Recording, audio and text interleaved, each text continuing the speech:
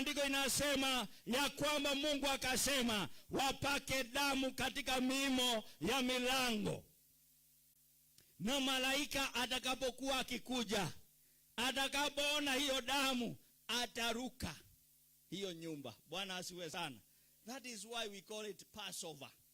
Passover ina maana ya kwamba malaika aliruka, alipass over, aliruka nyumba za watu wa Mungu. Haleluya. Wakati uharibifu unakuja, wewe mtu wa Mungu hautakupata kama uko na damu ya Yesu. Huo uovu unakupita. Haleluya. Ina maana ya kwamba wakati watu wengine wanateseka, wewe katika Mungu, maana umebeba damu ya Yesu, kutakuwa na mapito ambayo hautapata uovu na wa dunia hii na mambo ya dunia hii ambayo inatesa watu wa Mungu, ambayo inafinyilia watu wa Mungu. Mtu ambaye ametakaswa na damu ya Yesu hawezi akapitia mambo hayo, kwa sababu neema ya Bwana inasaidia ufalme wa Mungu kukutetea. Na wakati mwingi, wakati uovu unakuja, unapita wewe, huwezi kupatikana. Kwa sababu gani? Kwa sababu umembeba Bwana wa mabwana. Bwana asifiwe sana. Kwa Waisraeli ilikuwa wapiganiwe na mkono wa Farao, lakini kwa kanisa ni kwamba tupiganiwe na mkono wa Ibilisi, ya kwamba huyo shetani hawezi kutufinya. Kwa sababu gani? Tumebeba damu ya Yesu inayonena mema juu ya maisha yetu. Bwana asifiwe sana. Mungu alileta ukombozi kwa watu wake, wana wa Israeli. Akahakikisha ya kwamba hakutabaki mambo yale ambayo yalikuwa yanawafinya. Na maandiko inasema Mungu akapiga Farao na watu wake wote, wanyama, kila mzaliwa wa kwanza. Siku hiyo alikufa, usiku huo wa Pasaka. Bwana atusaidie. Usiku huo wa Pasaka, wazaliwa wa kwanza wote wa wanadamu, hata wa Farao, alikufa. Hapo ndipo Farao akasema, kama ni hivyo, nimekubali hawa watu waende, watoke hapa. Bwana asifiwe sana. Unajua Mungu anapigania watu wake. Mungu ndiye anatupigania kanisa. Mungu ndiye anapigania watu wake. Ilifika wakati yule Farao na shingo yake ngumu akasema, kama hivi ndivyo Bwana anapigania watu wake, wacha watu hawa watoke katikati yetu. Bwana asifiwe sana. Neno la Bwana linasema ilikuwa ni agizo la milele. Bwana asifiwe sana, kwa watu wa Mungu. Na ilikuwa ni wakati wa Israeli walitoka utumwani. Hiyo inaonyesha ya kwamba Pasaka yetu Yesu Kristo, tunapomkumbuka, tunakumbuka vile ametutoa utumwani wa dhambi. Bwana asifiwe sana. Ametutoa utumwani. Kama sio Yesu, na tutaenda hapo, maana hii ilitoka ikaenda ikawa agano jipya. Kwa agano la kale lilikuwa ni ukombozi wa wana wa Israeli watoke Misri. Na Yesu alikuwa yeye mwenyewe alipokuwa dunia hii, alikuja kwa mkutano huu wa Pasaka. Bwana asifiwe sana. Alikuja Yesu Mwokozi wetu, alikuja mkutano wa Pasaka. Na hapo alipokuwa akisherehekea ile Pasaka, ndio unakuta yeye alifanya nini? Alishikwa na akauawa, na damu yake ikatusafisha. Ndio maana unaona hata leo tunakumbuka, maana ni agizo la milele kwa watu watakaookolewa. Bwana asifiwe sana. Hili ni agizo limetoka kwa Mungu, halijatoka kwa mtu yeyote, limetoka kwa Mungu. Tusome kitabu cha Luka. Nikimbie juu wakati wangu ulikuwa umetumika, si ndio? Luka 22. Tuanze mstari wa 7. Luka 22 mlango wa 7. Yaani mstari wa 7 of Luke 22:7 nasema hivi: ikafika siku ya mikate isiyotiwa chachu, ambayo ilipasa kuchinja Pasaka. Akawatuma Petro na Yohana akisema, nendeni mkatuandalie Pasaka tupate kuila. Wakamwambia, wataka tuandae wapi? Akawaambia, tazama, mtakapoingia mjini mtakutana na mwanamume akichukua mtungi wa maji. Mfuateni mkaingie katika nyumba atakayoingia yeye, na mtamwambia mwenye nyumba, mwalimu akuambia, ki wapi chumba cha wageni, nipate kula Pasaka humo pamoja na wanafunzi wangu. Naye atawaonyesha chumba kikubwa orofani, kimekwisha andikwa, andaeni humo. Wakaenda wakaona kama alivyowaambia, wakaiandaa Pasaka. Hata saa ilipofika, aliketi chakulani, yeye na wale mitume pamoja naye. Akawaambia, nimetamani sana kuila Pasaka hii pamoja nanyi kabla ya kuteswa kwangu. Kwa maana nawaambia ya kwamba siili tena hata itakapotimizwa katika ufalme wa Mungu. Bwana asifiwe sana. Sikia, Yesu Pasaka alipoila, hapo ndipo alienda kusulubiwa.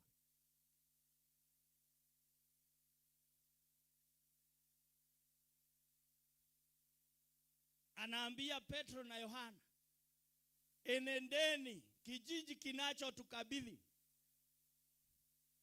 muandae Pasaka, maana nimetamani kuila pamoja na nyinyi. Bwana asifiwe sana.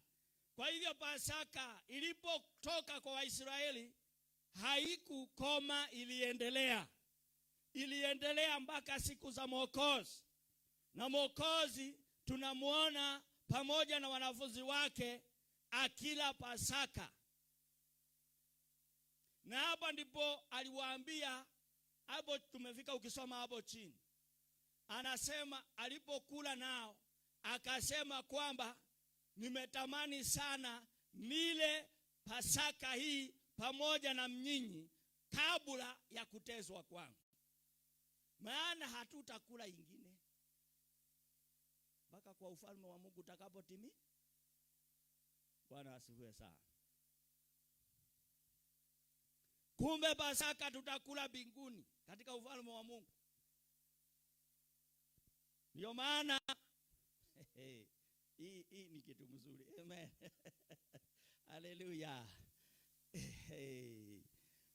Yesu mwenyewe anatamani akule Pasaka pamoja na wanafunzi wake, na anasema ya kwamba hatutakula ingine mpaka ufalme wa Mungu utakapotimizwa.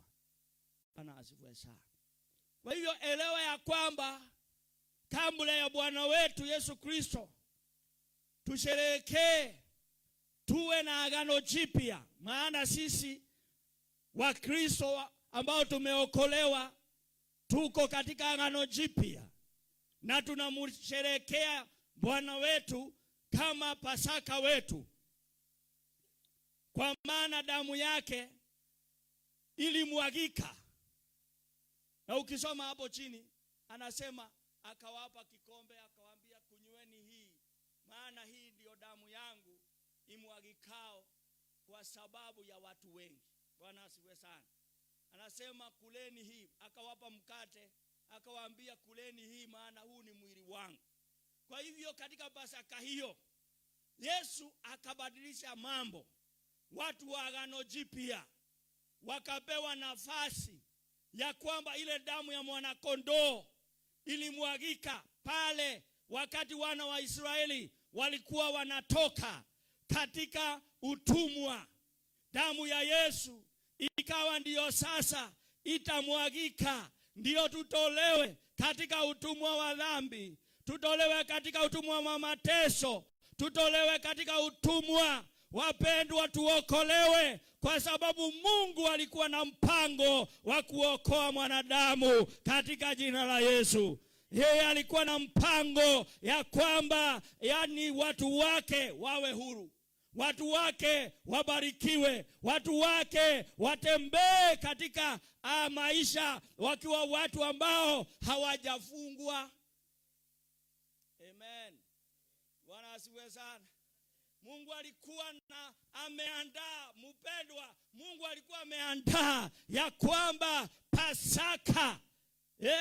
Pasaka wetu Yesu Kristo awe kondoo wa kuchinjwa, atuletee wokovu. Bwana asifiwe sana. Awe sadaka ya kuchinjwa, atuokoe na dhambi zetu. Bwana asifiwe sana. Hata kabla, unaona Yesu kabla hajakuja, maandiko, manabii walikuwa wamemuona na wakajua atakuja na wokovu. Bwana asifiwe sana. Tusome, ukisoma Zakaria 9, soma Zakaria 9 mstari wa 9. Kabla Yesu hajasulubiwa, kabla hajazaliwa, kabla hajakuja, alikuwa ameonekana ya kwamba atakuja na atakuja na wokovu. Na ndio maana when we do the scriptures, we do the word of God, tunafanya mapenzi ya Mungu tukishika neno la unabii ambalo lilinenwa tangu mwanzo na likatimia katika siku za mwana wa Mungu. Bwana asifiwe sana. Kabla hajasulubiwa, kabla hajatuletea wokovu, Mungu alikuwa amepanga mpango. Bwana asifiwe sana. Kabla wana wa Israeli waambiwa watoke, Mungu alikuwa na mpango, akaambia Musa, ambia watu watoke, na hii ndiyo njia watatumia. Bwana asifiwe sana. Kabla ya Yesu kuzaliwa, angalia, tumesoma hiyo kitabu. Nani amefungua Zakaria 9 mstari wa 9 anisomee? Unabii unasema Yesu atakuja na wokovu. Amen. Yesu atakuja na wokovu. Na wokovu hii haifai kutuliwa shaka. Kama scripture inanena ya kwamba Jesus will come with salvation.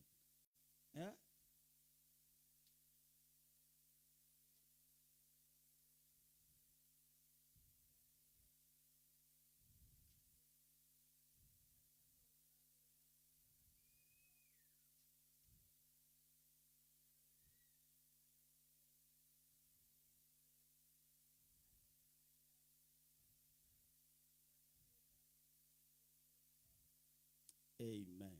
Hallelujah. Hebu sikia mpendwa, kabla ya Yesu hajasulubiwa, neno la Bwana kupitia kwa kinywa cha nabii Zakaria kilimuona Yesu akiingia Yerusalemu akiwa amebebwa na mtoto wa punda. Na ndio maana unaona Yesu alipotumana alisema, nendeni mutakuta punda na mwanapunda wamefungwa, mfungueni mwanapunda mulete. Maana ilikuwa imeandikwa ya kwamba mfalme wa Zayuni ndiye Bwana wetu Yesu Kristo. Maandiko yamesema, furahini sana binti Zayuni, piga kelele e binti Yerusalemu, tazama mfalme wako anakuja kwako, ni mwenye haki, naye ana wokovu, ni mnyenyekevu, amepanda punda, naam, mwana punda, mtoto wa punda. Bwana asifiwe sana.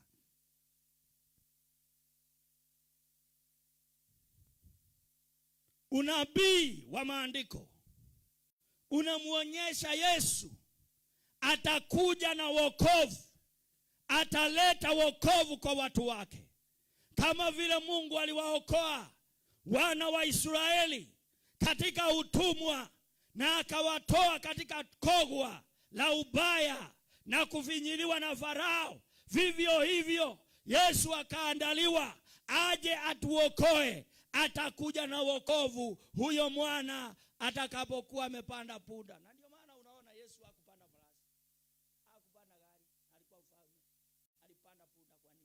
Kwa nini? Maana ilikuwa imetabiriwa. Bwana asifiwe sana. Na yoyote Yesu ametufanyia, inafaa Wakristo wachukue nafasi zao katika ufalme wa Mungu. Maana wale waliambiwa paka damu katika mimo ya milango, na ubaya utakapokuwa unakuja utaruka kwako, utaenda kwa Misri. Hata leo tunapokaa katika imani, tunakaa katika wokovu wa Bwana wetu Yesu Kristo, maana hiyo damu inanena mema. Ikiwa ndani ya maisha ya mtu wa Mungu, ubaya wa dunia hii hauwezi ukakupata.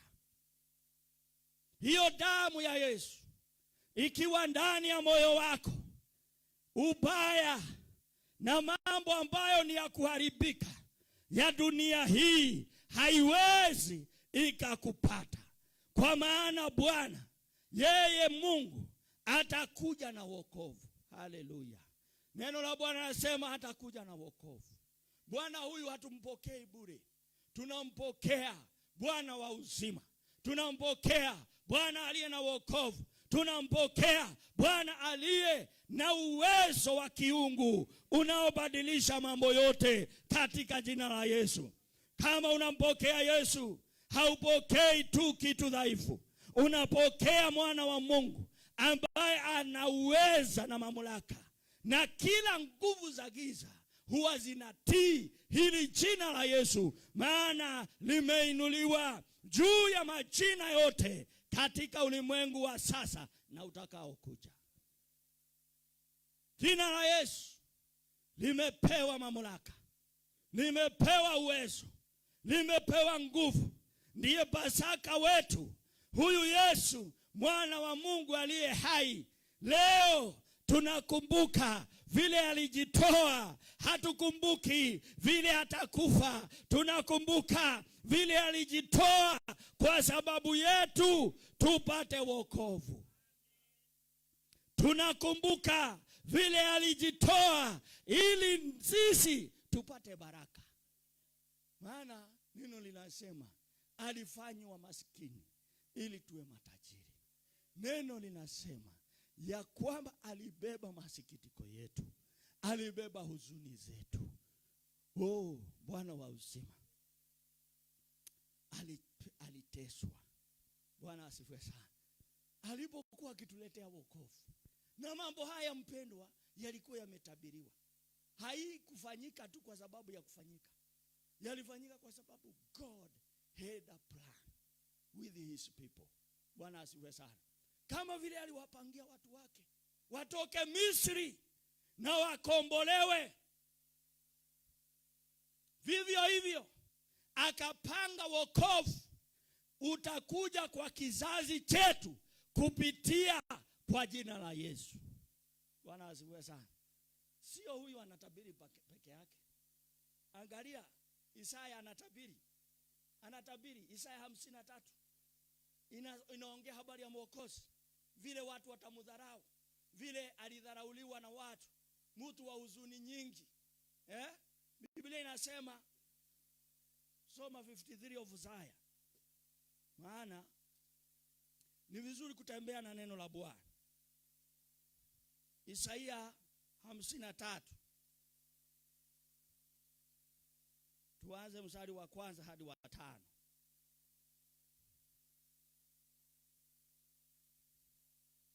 Isaya 53 kuanzia mstari wa kwanza hadi mstari wa 5. Maandiko matakatifu yanasema, ni nani aliyesadiki habari tuliyoileta? Na mkono wa Bwana umefunuliwa nani? Maana alikuwa mbele zake kama mche mwororo na kama mzizi katika nchi kavu. Yeye hana umbo wala uzuri, na tumuonapo hana uzuri hata tumtamani. Alidharauliwa na kukataliwa na watu, mtu wa huzuni nyingi, ajuaye sikitiko, na kama mtu ambaye watu humficha nyuso zao. Alidharauliwa wala hatukumhesabu kuwa kitu. Hakika ameyachukua masikitiko yetu, amejitwika huzuni zetu. Lakini tulimdhania ya kuwa amepigwa na Mungu na kuteswa. Bali alijeruhiwa kwa makosa yetu, alichimbuliwa kwa maovu yetu. Adhabu ya amani yetu ilikuwa juu yake, na kwa kupigwa kwake sisi tumepona. Haleluya! Yani nabii Isaya anatoa habari ya huyu mwana wa Mungu kabla hajashuka, kabla hajasulubiwa, kabla hajatuletea wokovu, na anamuona vile atakataliwa na watu. Na Biblia inasema alikuja kwa watu wake wakamkataa, lakini waliompokea akawapa uwezo wa kufanyika watoto wa Mungu. Kwa hivyo alikuwa akataliwe. Biblia inasema alikuwa mtu wa huzuni nyingi, ambaye anajua masikitiko. Biblia inasema ya kwamba lakini tulidhania amepigwa na Mungu. Lakini ilikuwa ni kwa sababu yetu. Yesu alipitia mapigo haya. Bwana asifiwe sana. Biblia inasema ate kwa sababu yetu alibeba, kwa sababu yetu alichimbuliwa.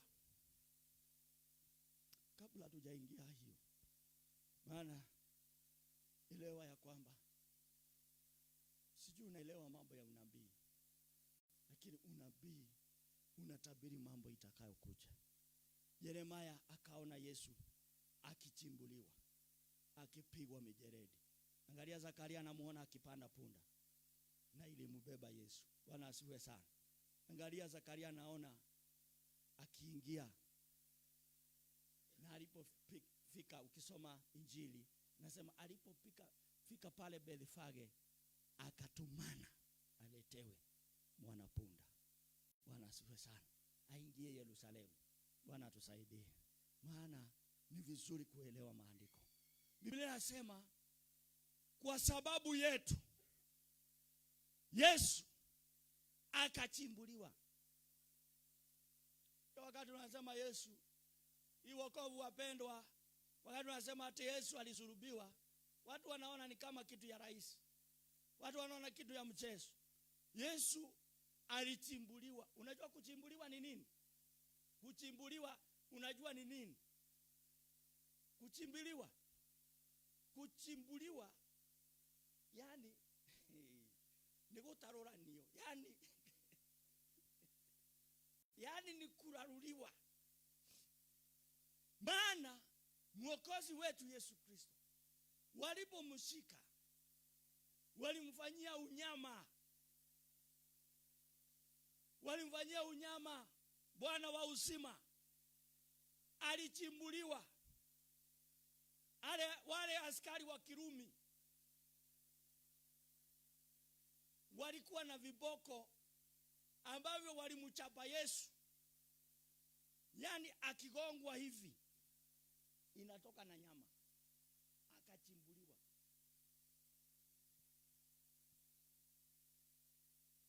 Yani alifanyiwa mateso Bwana wa uzima kwa sababu ya wokovu wetu, ili tuwe salama.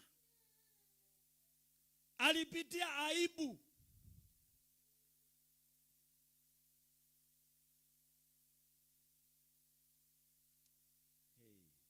Yani vile alifanyiwa ndio tupate uzima. Usicheze na wokovu hii. Ndio maana hatuchezei wokovu. Maana kule imetoka, imelipiwa gharama. Bwana asifiwe sana.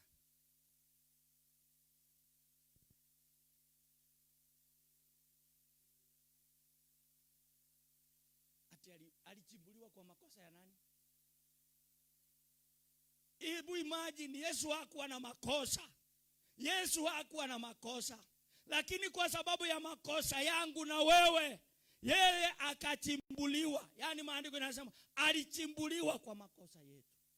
Yani ni mimi nilifanya Yesu achapwe, ni wewe ulifanya Yesu achapwe. Hakuwa na makosa. Bwana wa uzima hakuwa ametenda dhambi, hakuwa amefanya kosa. Lakini kwa sababu ilikuwa imetabiliwa ya kwamba atapitia hiyo, ndio tupate wokovu. Haleluya. Akachibuliwa kwa makosa yetu. Haleluya. Yani alipitia machungu. Alipitia machungu Bwana wa uzima. Na maandiko inasema ya kwamba kwa mapigo hiyo yake, hiyo mapigo yake tulipona. Amen. Kanisa, tulipona. Tulipona kiroho. Tulipona hata miili yetu. Ndio maana wakati hata unagonjeka, wakati mwingine ambia magonjwa sikia, kwa mapigo ya Yesu tulipona, toka ndani yangu. Na yatasikia jina la Yesu, yatahama, kwa sababu huyu Bwana ni Bwana wa uzima. Haleluya. Na unajua wakati mwingine ni vizuri ku-exercise faith. Na kama utazama, ujue Yesu ni sababu gani ilimfanya akafa msalabani. Maana hakufa tu, alifufuka. Jina la Bwana libarikiwe. Utacheza wokovu, utachezea imani, utasimama na neno la Bwana. Bwana asifiwe sana. Utasimama dhabiti. Hata mtu akatae ile kitu unasema, simamia ukweli wa neno la Bwana. Maana ukweli utasimama hata milele. Mbele ya kiti cha enzi tutaunganika zote, na kila mmoja atalipwa sawa sawa na kazi yake. Ukweli wa neno la Bwana hautawahi badilika. Utasimama, maana ulianza na unaendelea, na hiyo ndio itakuja kuwa mwisho wa mambo yote. Bwana asifiwe sana. Kwa mapigo ya Yesu tulipona. Haleluya.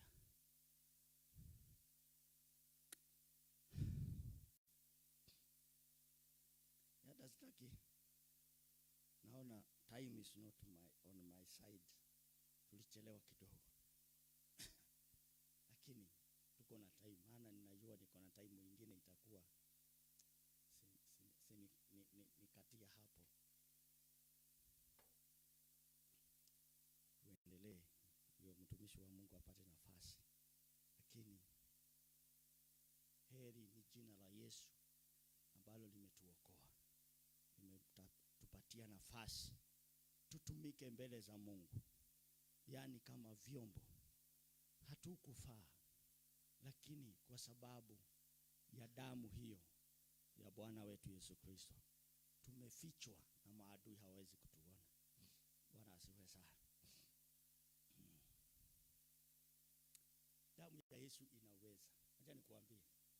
And every Christian should know that there is power in the blood of Jesus. Kuna uwezo katika damu ya Yesu. Wakati mwingine, cover yourself with the blood of Jesus. Declare the power that is in the blood of Jesus. Kwa sababu hii damu ilimwagika na watu wakaambiwa mpake kwa miimo ya milango, ndio muwe safe.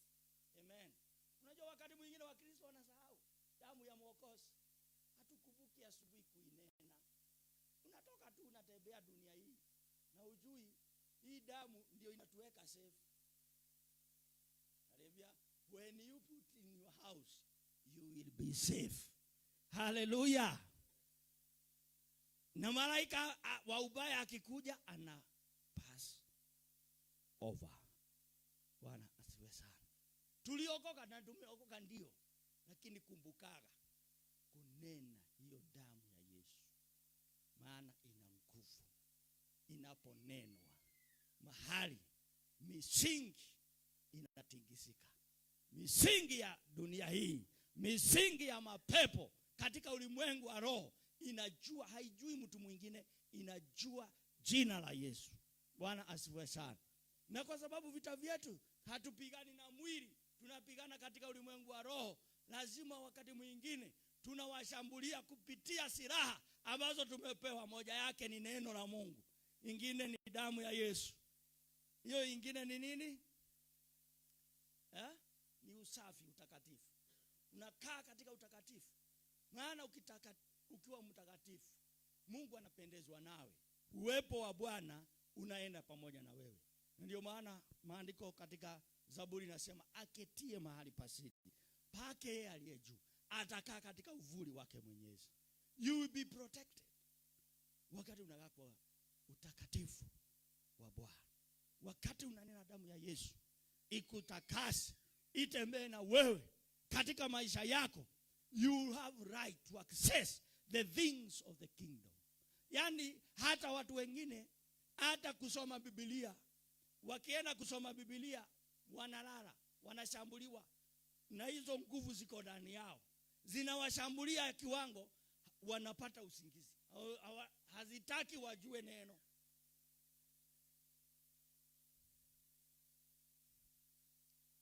Nothing like the blood of Jesus. It washes white as snow. Inaosha dhambi zikienda. Sasa kuna kuwa na nafasi ya watu wa Mungu kukula chakula cha Mungu.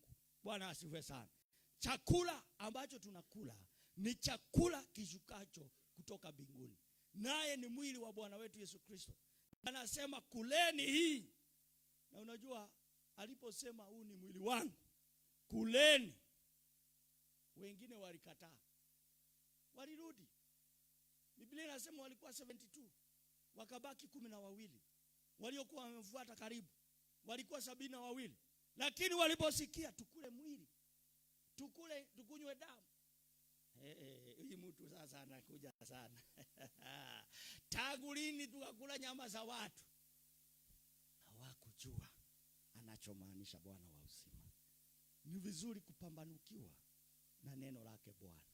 Elewa Pasaka wako ni huyu Bwana wa uzima aliyetuvia. Let me tell you, the blood of Jesus shake every foundation.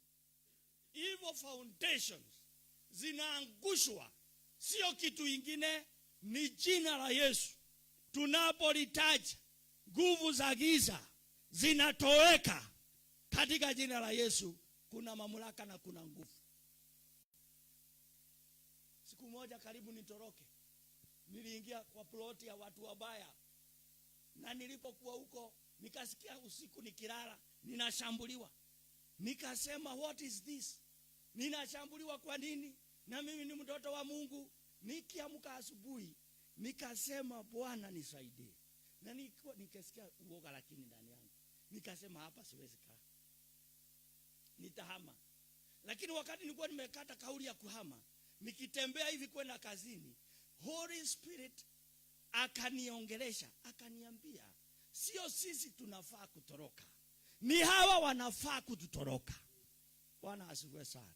Unajua when you know about the blood of Jesus, utatembea, hautatembea na wasiwasi. Utatembea mabega ikiwa juu, ukiona vile Yesu anafanya. Bwana asifiwe sana. Sasa nikauliza Yesu, what? Nikuomba tu. Bwana asifiwe sana. Na niliporudi jioni, it was a serious business. Maana ni either ujiingishe kwa agano la Bwana ama unyongwe usiku. Umewanyongwa usiku, unapiga nduru na iendi. Kamwambia Bwana wa uzima, neno lako linasema umetulinda, utatulinda na tutalala kama watoto wadogo. Ninakataa nguvu zote na mamlaka ambayo imewekwa katika anga ya nyumba hii. Mimi sasa hii sijui nani alikaa, lakini vile nimeingia sasa, mimi hii itakuwa chini ya utawala wangu. Najua wakati niliomba Mungu nikasikia Roho Mtakatifu ananiambia, toka hata nje. Tembea kona mpaka kona, tangaza uweza wa damu ya Yesu. Sasa nikashindwa nje tena, watu wataona nikitembea washindwe nimekuwa na mnagaa. Lazima nikaangalia. Bwana asifiwe. Haleluya. Unajua Bwana anatupenda na anataka tuhakikishe ya kwamba amejulikana hata mahali unaishi, hata mahali unatembea, watu wajue nguvu zilizo katika jina la Yesu. Nikaangalia nikaona watu wajalala. Nikangoja walale. Nilikuwa na hofu. Wasishindwe huyu anaenda kwa geti anarudi huko. Huyu anafanya nini plot? But sikulala mpaka ifanyike hivyo. Nikatembea nikasema, by the power of the blood of Jesus, hapa nguvu za Mungu zinatawala. Nimetangaza damu ya Yesu kutoka kwa gate mpaka kule chooni.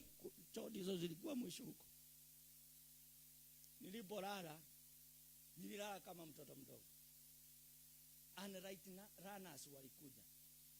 Wachawi walikuja kwa ploti yetu. Walipofika kumbe waliishiwa na nguvu.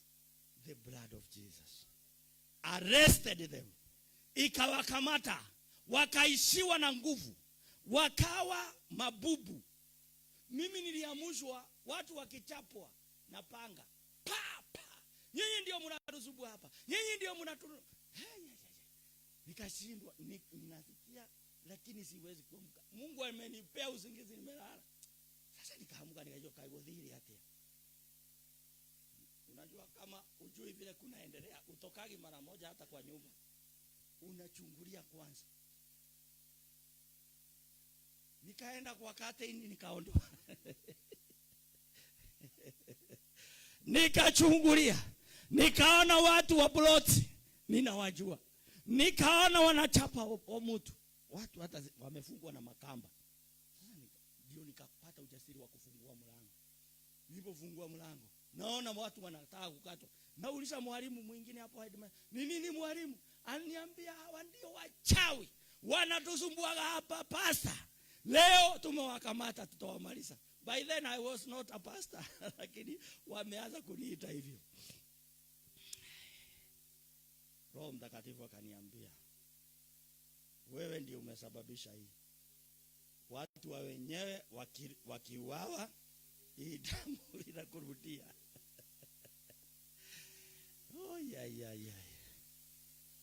Roho Mtakatifu ana huruma nyingi sana kwa watu wake. Bwana asifiwe sana. Hata wale waovu Bwana anawahurumia. Nilijua siku hiyo. Sasa nikashindwa nifanye nini? Na kabisa hao watu hawana mchezo.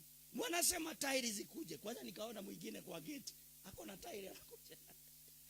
Watu wa ulimwengu huu hawana huruma. Wanataka kuchoma watu. All of a sudden nikakumbuka niko na namba ya chief. Na nikampigia.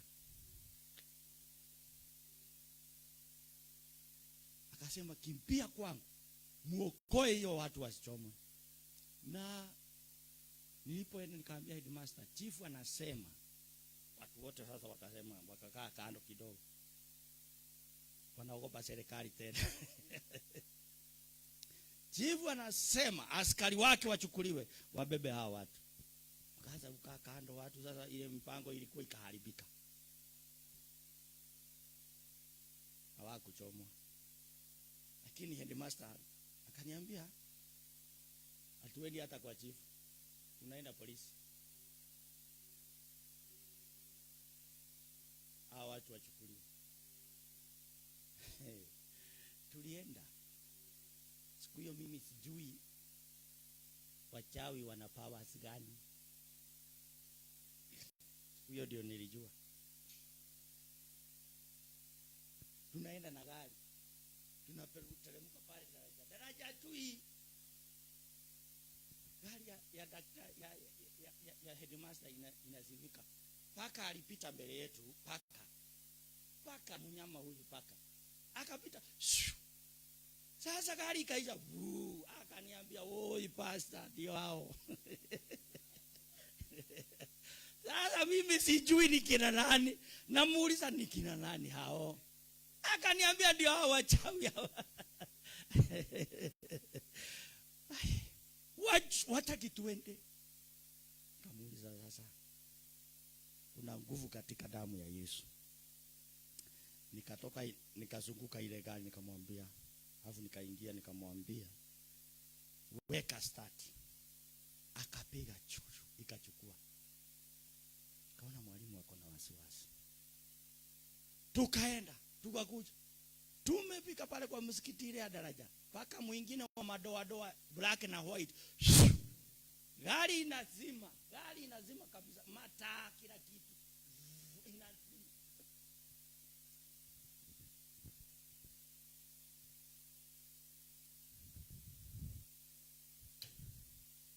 Tena oi, ndio hiyo. Ndio hawa bado pasa wanatuandama. Nikamwambia nao tutaomba na Mungu atatusaidia, tutafika. Bwana asiwe sana. Tuliomba na tulifika. Na wacha nikati hiyo story short, niseme tulipoenda mpaka tukaenda na polisi, tukachukua tukaenda polisi, na tulipofika polisi tukaambiwa tulete mashtaka ya hao watu. Mwalimu ananiangalia na mimi namuangalia. Mwalimu akasema, sasa hawa ndio wanatusumbua plot. Nini? Wamefanya nini? Hapana, hao watu ni wachawi. Polisi wakatuambia hakuna mashtaka ya wachawi hapa. Ameimba kitu yenu? Hakuna. Amepiga mtu? Hakuna. Hakuna chochote amefanya. Ni uchawi. Wakatuambia sheria za Kenya, hakuna sheria inasema mtu ni akiwa mchawi afungwe gereza. Tukauliza tufanye nini? Bwana asifiwe. What is impossible with man, with God is possible. Ni kweli walituambia watu labda tuwafungie tu siku ya leo, tuachilie asubuhi, tuambie watu yao waletee maguo. Hawakuwa na nguo. Walikuwa na kitu ndio peke yake, hawakuwa na nguo. Wakatuambia watu tawafungia leo tu, tuambie wapigie watu yao waletee nguo. The power in the blood of Jesus. Bwana asifiwe sana. It protect us. Unajua nilikaa kwa hiyo nyumba mpaka mwenye nyumba siku nyingine nilikosa pesa akaniambia, wewe mpaka siku ile utapata pesa, mimi sina shida na wewe. Kuulizia historia ya hiyo nyumba, ati hiyo nyumba haikuwa inakaa mtu. Kila mtu akiingia anashambuliwa anaenda. Ati na walikuwa wamekosana na mtu yule walikosana na yeye, kumbe alikuwa mganga, sijui mchawi. Ndio alikaa hiyo plot yake. Na sasa walipokosana akasema hiyo nyumba haitawahi kaa mtu. Lakini mimi nilikaa hiyo nyumba miaka 2.5. Bwana asifiwe sana. The power of the blood of Jesus. Wakati utajua nguvu ambazo Yesu alituletea, na ujue kile ambacho anacho kwa sababu yako, utafurahia maisha ya kukaa pamoja na Yesu. Usichezee hii damu. Hii ukiweka kwako na neno la Mungu likuwe ndani yako, utatawala. utatawala katika maisha yako. Hautakuwa victim ya mambo ambayo yanakuja. Hebu sikia, Waisraeli anasema ukipaka hapo mkule nyama yote. Unasikia? Ukipaka ukiwa na wokovu na ubebe neno la Mungu. Maana neno la Mungu ni upanga wa roho. Bwana asiwe sana. Ni upanga wa roho. Unakata kuwili.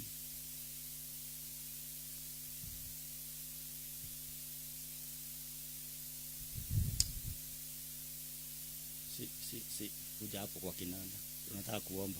Time is not on my side. Brethren, let me cut short. Acha nifikishe hapo. Tuombe Mungu. Mwambie tunapokumbuka Pasaka hii. Mwambie Bwana, damu yako iliyomwagika msalabani, ninaomba ikatakase maisha yangu, ikatakase moyo wangu. Maana Yesu alifanya sadaka. Alijitoa mwenyewe na alijitoa mara moja. Hakuna dhabihu nyingine ambayo imebaki isipokuwa ile Yesu alitoa pale Golgotha. Jioni ya leo tutakuwa tukiangalia vile alikuwa pale Golgotha na akafanya maagano ya kwamba yote yamekwisha, kwa sababu tulikuwa tumenaswa, tulikuwa tumefinyiliwa, tulikuwa tunateseka. Pasaka wetu, Bwana wetu wa uzima akaja ili tuwe na uhuru. Tunapobeba wokovu huu, elewa ni kusudi la Mungu tuokolewe. Bwana asiwe sana. Ni kusudi la Mungu tukae maisha matakatifu. Ni kusudi la Bwana tutembee katika imani na tuone uweza wa Bwana ukitawala maisha yetu. Simama na Mungu wako tunapomwabudu Bwana, tunapoinameza Mungu.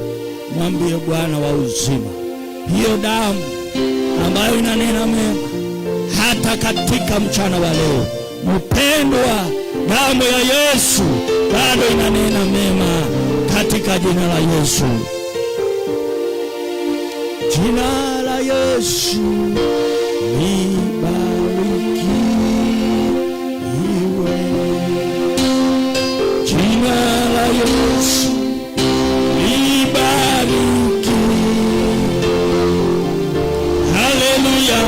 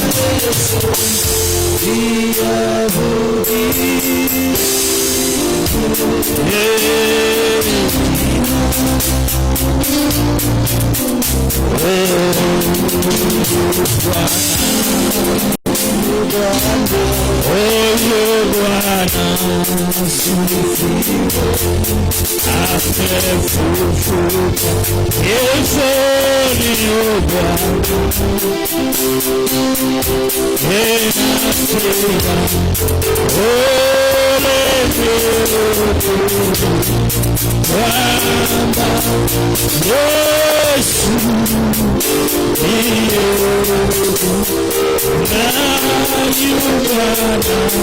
Yesu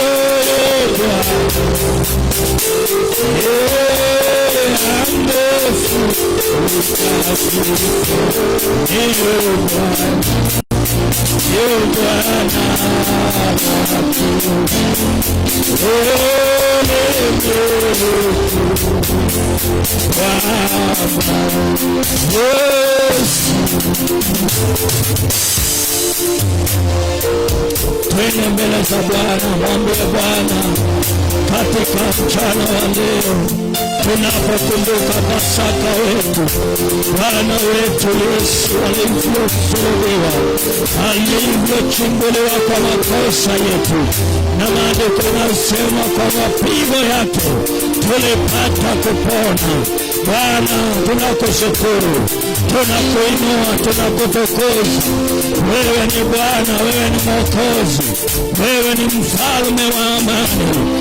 Unatenda mambo makubwa, unatenda miujiza, unatenda mambo makuu katika jina lako Yesu. Tunakuinua Bwana wa amani, tunakuinua Bwana wa uzima, tunanyenyekea kwako mchana wa leo. Tunasema asante Yesu, asante kwa kutufia msalabani, asante Yesu, asante baraka zako ambazo hazikomi hata milele zimekuwa pamoja nasi kama kanisa Bwana, kama watu wako Bwana. Tunaomba Bwana wa milele, tunapoendelea Jehova kukumbuka Bwana kifo chako Yesu katika msalaba huo. Bwana tunaomba neema, tunaomba kibali, tunaomba ushindi, tunaomba amani, tunaomba Bwana ukatembee nasi, tembea nasi Bwana, tawala hali zetu Bwana, tawala maisha yetu, tawala roho zetu Bwana, tawala imani zetu, tawala Bwana wa rehema. Oh my God and my Father, tunanena uzima na amani, tunaomba Bwana utawala wako Yesu. Akabayandara Masaya Ayadurubusi Mighty God, worship you. Tunakuheshimu milele yote Bwana wa milele. Wenda nasi Bwana wa uzima, wenda nasi mfalme wa amani.